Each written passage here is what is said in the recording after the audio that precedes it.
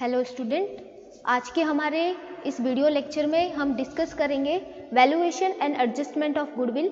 हमारा टॉपिक चल रहा है पार्टनरशिप अकाउंट्स, जिसमें हमने एडमिशन ऑफ पार्टनर से रिलेटेड सारे जो एडजस्टमेंट है वो पढ़े हैं। देन हमने स्टार्ट किया है रिटायरमेंट ऑफ पार्टनर, और उससे रिलेटेड जितने भी एडजस्टमेंट्स हैं वो हम थ्योरेटिकल देख रहे हैं। ठीक है, तो उसके अंदर हमने जो प्रीवियस क्लास है उसके अंदर पढ़ा था प्रॉफिट शेयरिंग रेशियो में चेंजेस, और साथ ही में हमने गियरिंग रेशियो भी पढ़ा था। ठीक है, और आज के हमारे वीडियो में पढ़ेंगे valuation and adjustment of goodwill.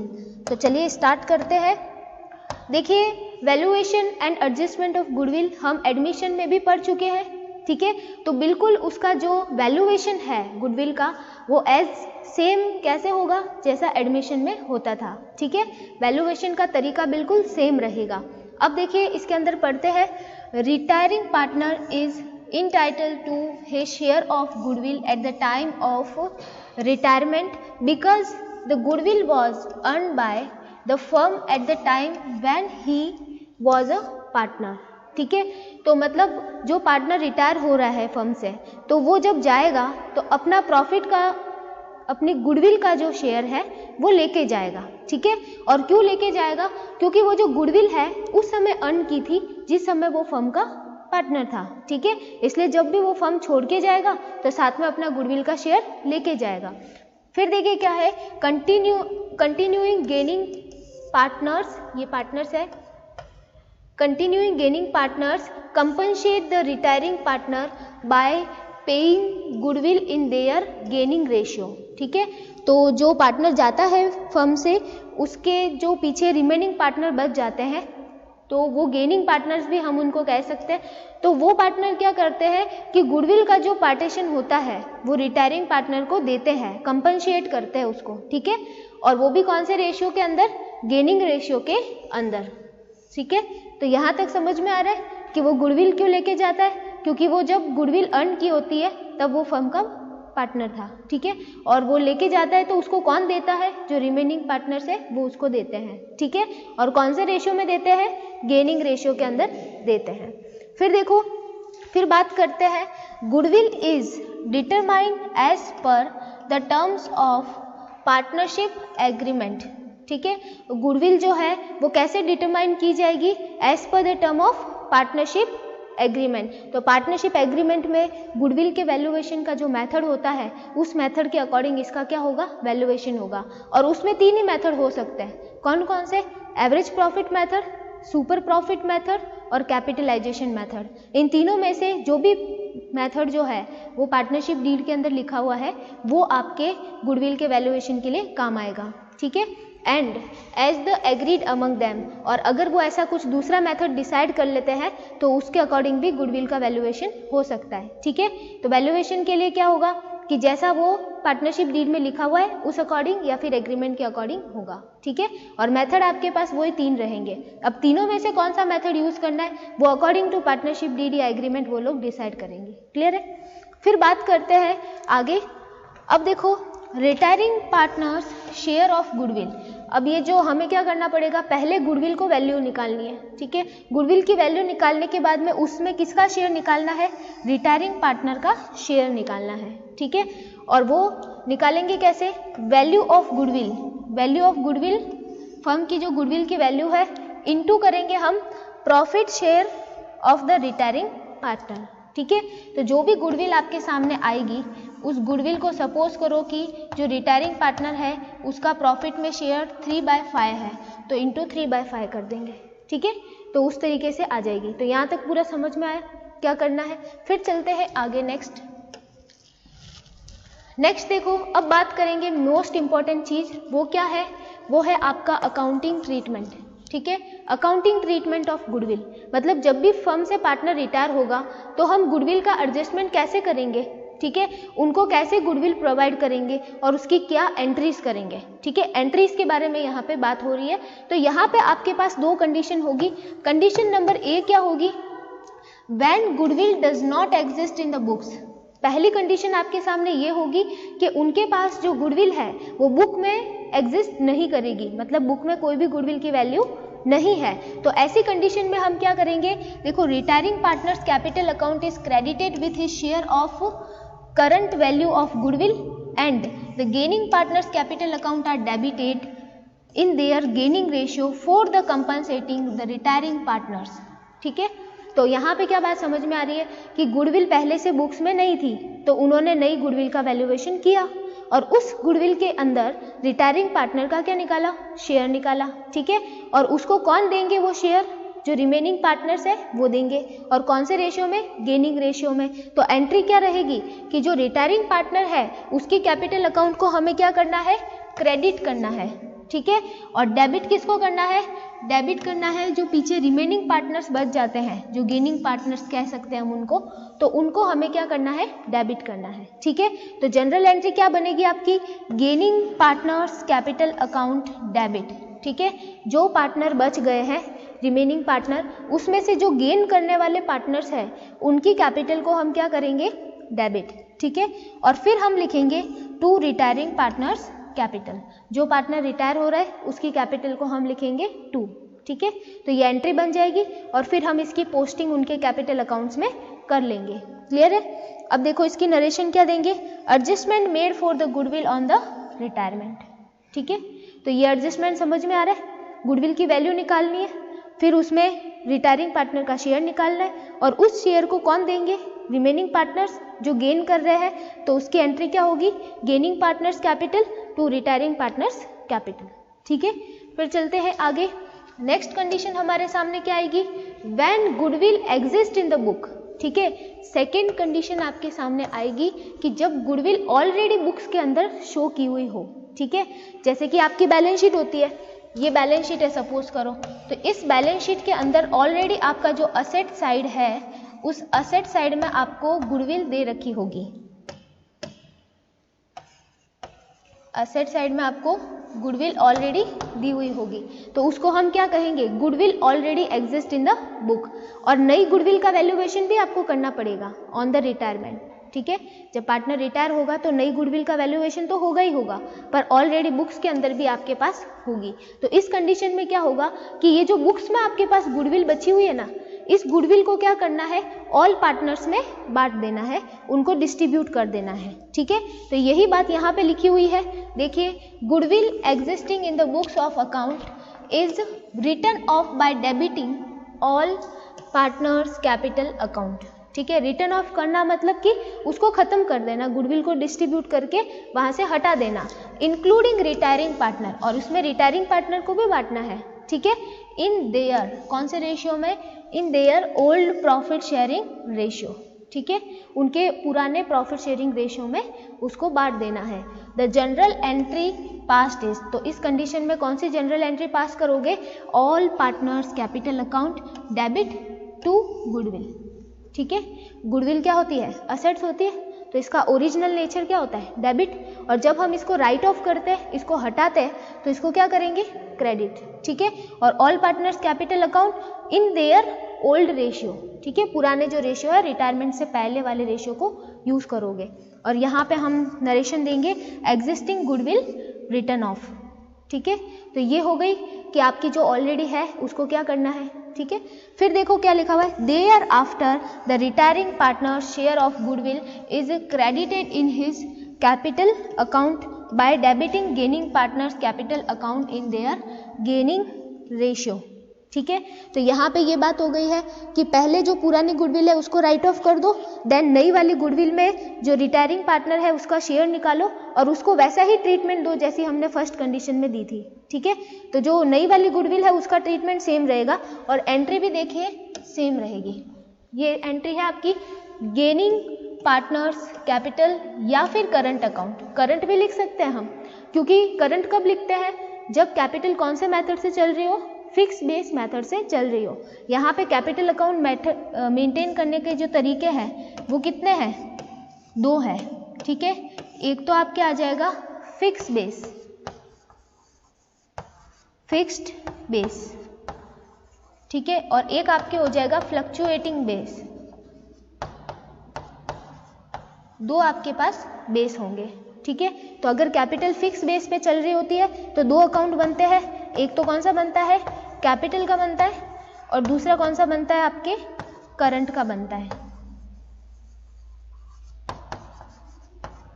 दूसरा आपके करंट का बनता है। ठीक है, तो जब करंट ये वाला मेथड चल रहा हो तो करंट अकाउंट का नाम भी यहाँ पे हम लिख सकते हैं। देखो ये करंट अकाउंट लिखा हुआ है, तो गेनिंग पार्टनर्स कैपिटल या फिर current account debit to retiring partners capital account या फिर करंट अकाउंट। ठीक है, तो एंट्री तो वही फर्स्ट वाली कंडीशन के सेम ही है, gaining partner to retiring partner.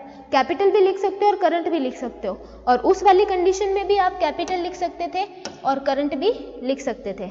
जैसे हमने ये एंट्री की ना, तो यहाँ पे हम ऑब्लिक करके क्या लिख सकते थे, करंट भी लिख सकते थे। ठीक है, जब कैपिटल आपकी फिक्स मेथड पे चल रही हो, तो ये एंट्री तो आपकी क्या है, सेम एज इट इज। ये देखिए सेम एंट्री है। ठीक है, बस आपको ये ध्यान रखना है कि जब आपकी गुडविल पहले से ही बैलेंस शीट में दिख रही हो तो उस गुडविल को सभी पार्टनर को बांट देना है। ठीक है, इन देयर ओल्ड रेशियो। और जो रिटायरिंग पार्टनर की गुडविल है उसका ट्रीटमेंट बस यही ध्यान रखना, gaining partner capital to retiring partner, ये एंट्री याद रख लेना। ठीक है, gaining partner to retiring partner. Clear है? फिर चलते हैं आगे।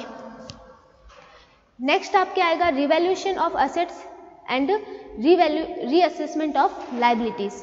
एडजस्टमेंट नंबर कौन सी है, ये थर्ड है। ठीक है, इसमें क्या किया जाता है, संपत्तियों का पुनर्मूल्यांकन किया जाता है और दायित्वों का भी पुनर्मूल्यांकन किया जाता है। ठीक है, तो अब देखो आपको रिवैल्यूएशन करना है असेट्स एंड लायबिलिटीज का, बिल्कुल सेम वैसे ही होगा जैसा कैसे होता था, एडमिशन पे होता था। ठीक है, इसके अंदर देखो क्या लिखा हुआ है, eight the time of retirement of partner assets of the firms are revalued and liabilities are reassessed with the purpose that the retiring partner does not benefit or lose because of the change in the values to give the effect to the changes in the values, and revaluation account is prepared in the same manner as prepared at the time of change in the profit sharing ratio and admission of a partner।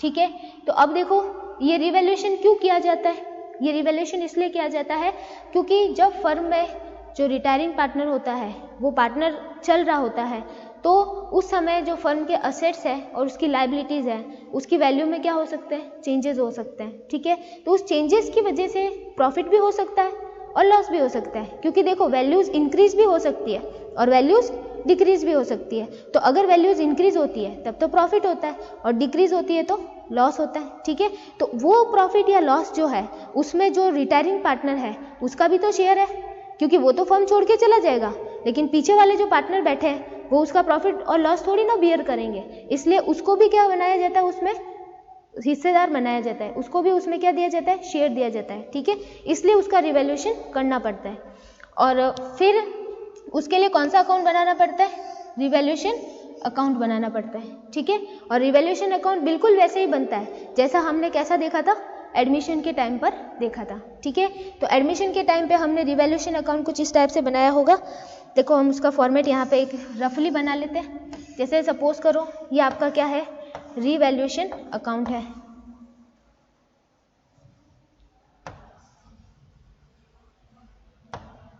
Revaluation account, ठीक है, ये revaluation account है। By side में हम क्या लिखते हैं, bye assets, और वो कब लिखते हैं, जब वैल्यू क्या हो, इंक्रीज होती है। तो जब इंक्रीज हो वैल्यू में तो हम यहाँ पे बाय असेट्स लिखते हैं।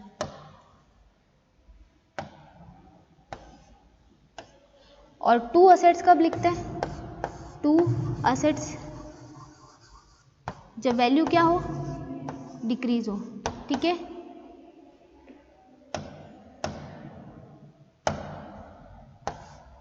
डिक्रीज हो तो यहाँ पे लिखते हैं। ठीक है, इसी तरह हम लिखते हैं टू लायबिलिटीज जब वैल्यू कब क्या हो, इंक्रीज, और हम बाय लिखते हैं लायबिलिटीज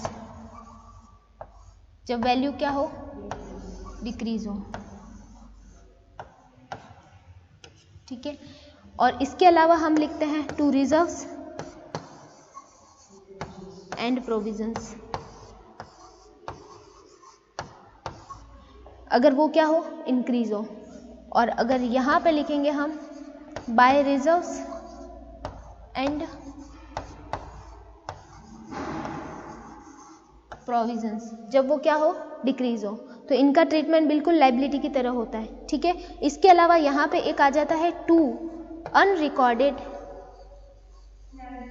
लाइबिलिटी,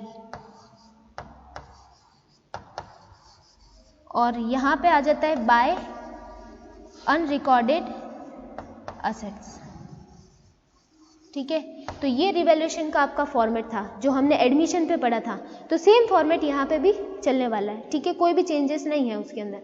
और वो क्यों बनाया जाता है वही मैंने आपको बता दिया, असेट्स और लाइबिलिटीज़ की वैल्यू में जो इंक्रीमेंट डिक्रीमेंट होता है उसकी वजह से जो भी प्रॉफिट लॉस होता है तो उसको एडजस्ट करने के लिए, ठीक है। तो ये सेम मैनर में चलेगा आपके जैसा एडमिशन में चल रहा था। फिर चलते हैं नेक्स्ट एडजस्टमेंट। नेक्स्ट आपकी एडजस्टमेंट आ जाती है adjustment of reserves and accumulated, जिसे हम अनडिस्ट्रीब्यूटेड भी कहते हैं, प्रॉफिट एंड लॉसेस, ठीक है। तो यहाँ पे देखो क्या आते हैं, मैंने आपको सब नाम भी बताए थे कि आपके पास क्या हो सकते हैं फर्म में, जब पार्टनर रिटायर हो रहा होगा उस समय आपके पास बहुत सारे अनडिस्ट्रीब्यूटेड या एक्यूमुलेटेड प्रॉफिट्स या लॉसेस पड़े होंगे, तो उसको डिस्ट्रीब्यूट करना है, ठीक है, क्योंकि जो पार्टनर जा रहा है उसका भी तो शेयर है उन प्रॉफिट में, इसलिए वो लेके जाएगा, ठीक है। अगर प्रॉफिट है तो लेके जाएगा, लॉस है तो बियर करके जाएगा, ठीक है, इसलिए उनको बांटने पड़ते हैं। तो यहाँ पे क्या क्या बांटना हमको, रिजर्व्स बांटने पड़ेंगे एक तो, और एक आपके जो एक्यूमुलेटेड प्रॉफिट एंड लॉसेज है जिनको हम अनडिस्ट्रीब्यूटेड प्रॉफिट या लॉसेज भी कह सकते हैं, तो वो हम बांटेंगे, ठीक है। अब देखो क्यों होता है ऐसा, if at the time of retirement of partner any reserve accumulated profits and losses exist in the balance sheet of the firm, they are transferred to the capital accounts of all partners including retiring partner, ठीक है, retiring partner को include करते हुए in their profit sharing ratio, उनका जो profit sharing ratio होता है उसके अकॉर्डिंग उनको बांटा जाएगा। The reserves and accumulated profits are transfer to the credit of capital accounts of all the partners in their profit sharing ratio, ठीक है। तो यहाँ पे वही बात बताइए जो मैंने अभी आपको कही है कि रिटायरमेंट के टाइम पर आपके पास जो भी प्रॉफिट या लॉसेस बचे हुए पड़े हैं जिनको आपने नहीं बांटा है, तो उनको आपको सब पार्टनर को बांटना है। ऑल पार्टनर्स बताया गया है यहाँ पे, ऑल पार्टनर्स में जो रिटायर हो रहा है पार्टनर वो भी क्या है, इंक्लूड है, और यहाँ पे हमें प्रॉफिट शेयरिंग रेशियो लेना है उनका, ठीक है, जो पुराना प्रॉफिट शेयरिंग रेशियो है वो हमें लेना है, ठीक है। अब यहाँ पे देखो, the journal entries pass to record the distribution of reserves and accumulated profits and losses, ठीक है। तो इसके लिए आप क्या एंट्री पास करोगे वो भी देखते हैं।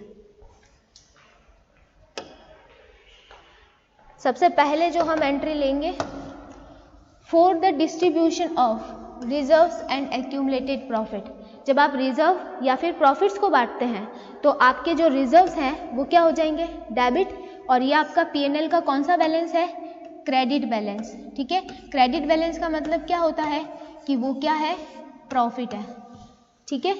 तो ये आपका प्रॉफिट है, इसको भी डेबिट करोगे। इन्वेस्टमेंट फ्लक्चुएशन रिजर्व भी हो सकता है और वर्कमैन कंपनसेशन रिजर्व भी हो सकता है। तो इन सारे रिजर्व्स और प्रॉफिट को करना है डेबिट, और टू पार्टनर्स क्या करनी है, कैपिटल या करंट अकाउंट, ठीक है।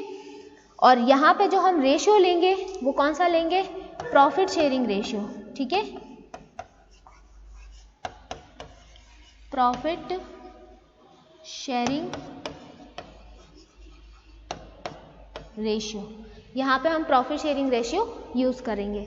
अब देखो फिर सेकेंड बात करते हैं, for writing of accumulated losses, जैसे कि प्रॉफिट एंड लॉस अकाउंट का debit balance. Profit and loss account का जो डेबिट बैलेंस होता है ना, इट मीन्स वो क्या हो जाता है, आपका लॉस हो जाता है, ठीक है। और प्रॉफिट एंड लॉस का क्रेडिट बैलेंस क्या हो जाता है, प्रॉफिट। तो ये लॉस जब आप डिस्ट्रीब्यूट करोगे तो पार्टनर के जो कैपिटल अकाउंट्स हैं वो आपके क्या हो जाएंगे, डेबिट, ठीक है। और टू में आपके क्या आ जाएगा, प्रॉफिट एंड लॉस अकाउंट, जो डेबिट बैलेंस है वो, ठीक है। और इस और भी लॉसेज हो सकते हैं, और लॉस क्या हो सकता है, एडवर्टाइजमेंट एक्सपेंडिचर अकाउंट, जो एडवर्टाइजमेंट एक्सपेंडिचर्स होते हैं ना उनको भी हम एक्यूमुलेटेड लॉसेस में डालते हैं, तो वो हम लिख लेंगे या फिर एडवर्टाइजमेंट सस्पेंस अकाउंट्स आपके पास चल रहे हो तो वो भी आ जाएंगे। ठीक है, तो ये 2 टाइप के लॉस है, इन 2 टाइप के लॉसेस को आप इस तरीके से डिस्ट्रीब्यूट करोगे। क्लियर है? तो ये आपके 4 एडजस्टमेंट हो गई है। इसके अंदर वापस एक बार स्टार्टिंग से बताती हूँ मैं आपको। अब तक हमने इसमें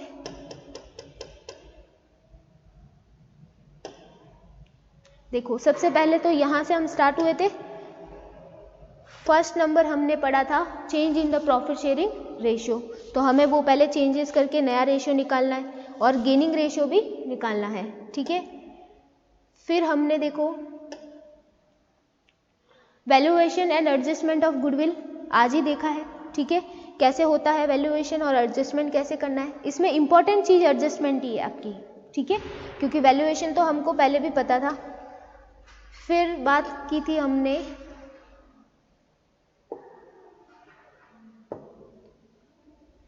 रिवैल्यूएशन असेट्स एंड लायबिलिटीज का, तो रिवैल्यूएशन अकाउंट कैसे बनता है वगैरह सारी जो डिस्कशन है वो किया। फिर हमने अनडिस्ट्रीब्यूटेड प्रॉफिट एंड लॉसेस के बारे में देखा।